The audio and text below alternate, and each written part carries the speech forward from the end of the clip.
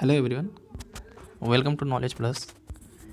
इस वीडियो में हम मई महीने के करंट अफेयर का रिवीजन करेंगे, मई 2019 का। जैसा कि आप लोगों को पता है, प्रीलिम्स 2020 अभी तक तो 31 मई को होने वाला है।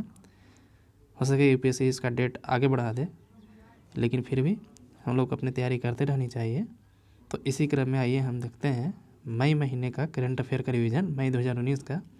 ये फर्स्ट वीडियो है, और भी कई वीडियो आएंगे, मंथली आएंगे, मई जून ऐसा करते हैं। और हम कोशिश करेंगे कि अप्रैल 2020 या मई 2020 तक का करंट अफेयर हम इस तरह से एमसीक्यू के माध्यम से रिवाइज करवा दें। तो आइए स्टार्ट करते हैं, देखते हैं फर्स्ट क्वेश्चन। फर्स्ट क्वेश्चन में कहा जा रहा है कि नेग्लेक्टेड डिजीज के बारे में कौन कौन स्टेटमेंट है उसको यहाँ पढ़ना है।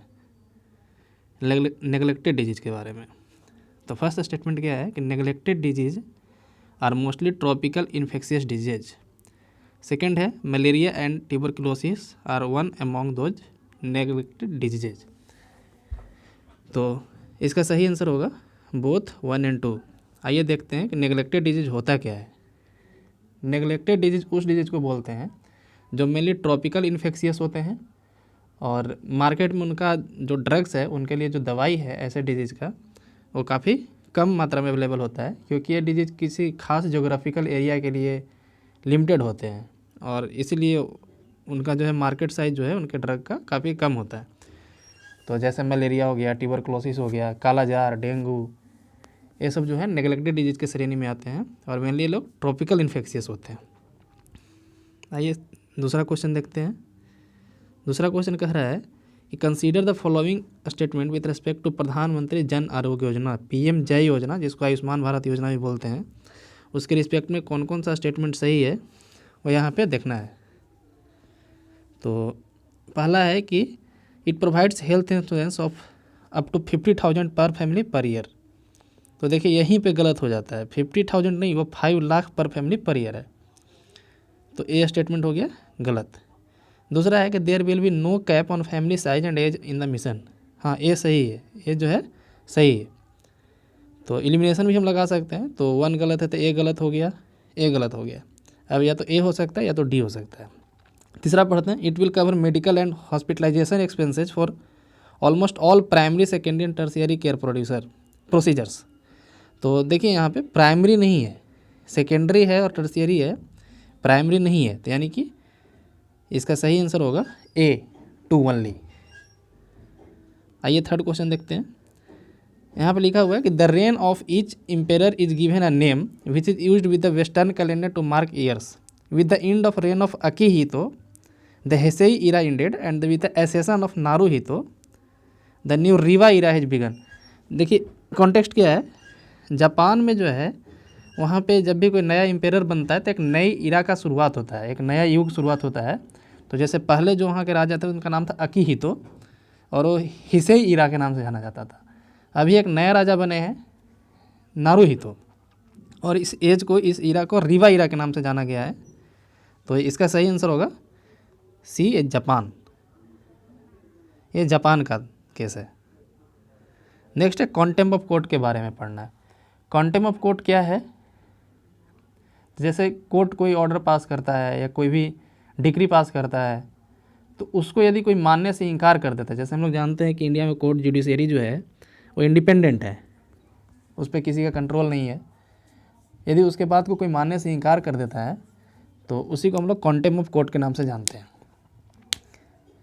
तो कॉन्टेम्प्ट ऑफ कोर्ट के बारे में क्या क्या दिया है, आइए देखते हैं। The expression contempt of court has not been defined by the Indian constitution, यानी कि भारतीय संविधान में कॉन्टेम्प्ट ऑफ कोर्ट को डिस्क्राइब नहीं किया गया है।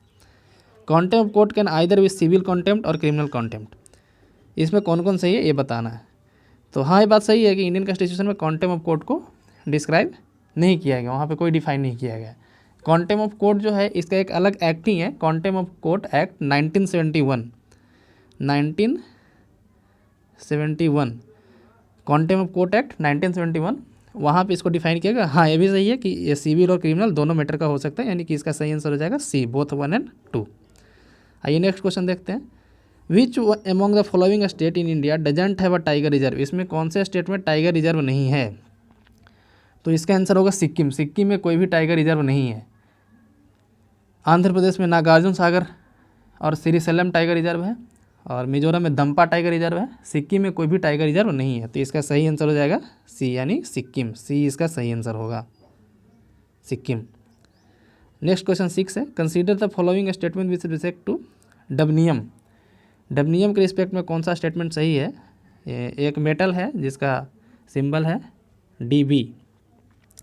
तो यहाँ पे बताया जा रहा है Db is a synthetic element which is most stable isotope known as of now.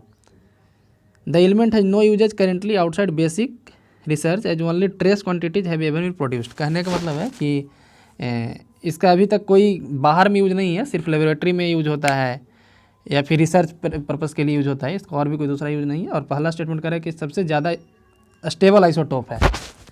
तो कौन कौन सा स्टेटमेंट सही है?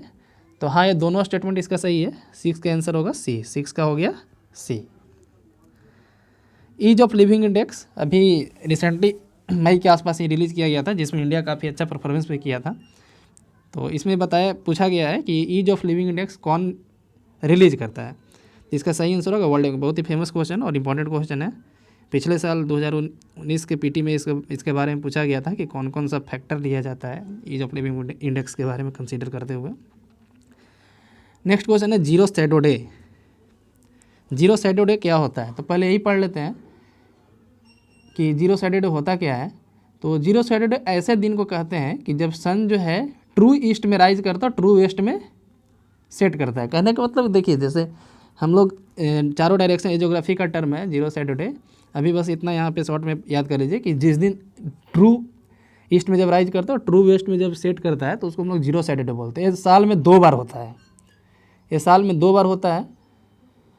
और ये खास करके ट्रॉपिक ऑफ कैंसर और ट्रॉपिक ऑफ कैप्रिकॉन के बीच में होता है, यानी कि 23.5 डिग्री नॉर्थ और से 23.5 डिग्री साउथ लैटिट्यूड के आसपास होता है। तो आइए इसके बारे में हम लोग पढ़ते हैं क्या क्या क्वेश्चन यहाँ दिया है। It occurs once a year, तो जैसे अभी हम बताएं कि it occurs twice a year, तो पहला स्टेटमेंट ही गलत हो जाता है, पहला स्टेटमेंट ही गलत हो जाता है, यानी कि डी नहीं होगा और बी नहीं होगा। अब होगा तो या तो ए या तो सी। नेक्स्ट क्या है कि it usually happens at places between tropic of cancer and Capricorn. तो जैसा कि हमें बताएं कि हाँ ये सही है और ये भी सही है। The zero shadow day will be different for different places, ये भी सही है। लेकिन इसका आंसर सही हो जाएगा, इसका सही आंसर होगा सी, इसका सही आंसर होगा सी, 2 और 3। Next question, with reference to Parliament of India which of the following parliamentary committees engaging in maintaining rule discipline and decorum in Parliament. जैसे आपको पता होगा कि पार्लियामेंट में बहुत सारा कमेटी होता है जो मिनिस्टर लोगों को हेल्प करता है डिफरेंट पर्पस में। तो यहाँ पे बता रहा है कि डिसिप्लिन मेंटेन करने में कौन सा जो है कमेटी मदद करता है, तो है इथिक्स कमेटी। वो क्या है? Ethics committee. इसका आंसर हो गया सी, 9th का आंसर हो गया सी। ठीक है, ये जो है 1997 में राज्यसभा में और 2000 में लोकसभा में बनाया गया था। राज्यसभा में 1997 में और लोकसभा में 2000 में बनाया गया था। तो ऐसा भी क्वेश्चन आ सकता है कि पहले किस में बना था, या फिर मिलाने के लिए आंसर आ सकता है। नेक्स्ट है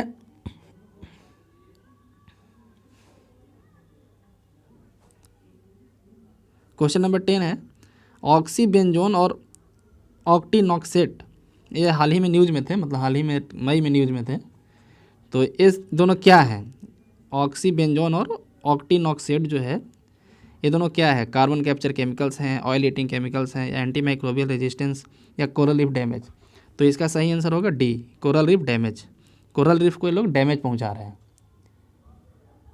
कोरल रीफ को डैमेज पहुंचने से एक्वेटिक लाइफ पे निगेटिव इफेक्ट पड़ता है।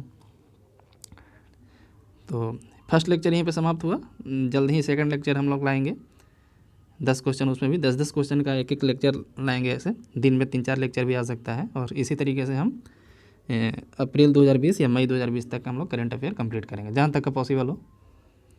आशा करता हूँ आप लोग को अच्छा लगा होगा वीडियो। यदि अच्छा लगा तो लाइक कीजिए। धन्यवाद।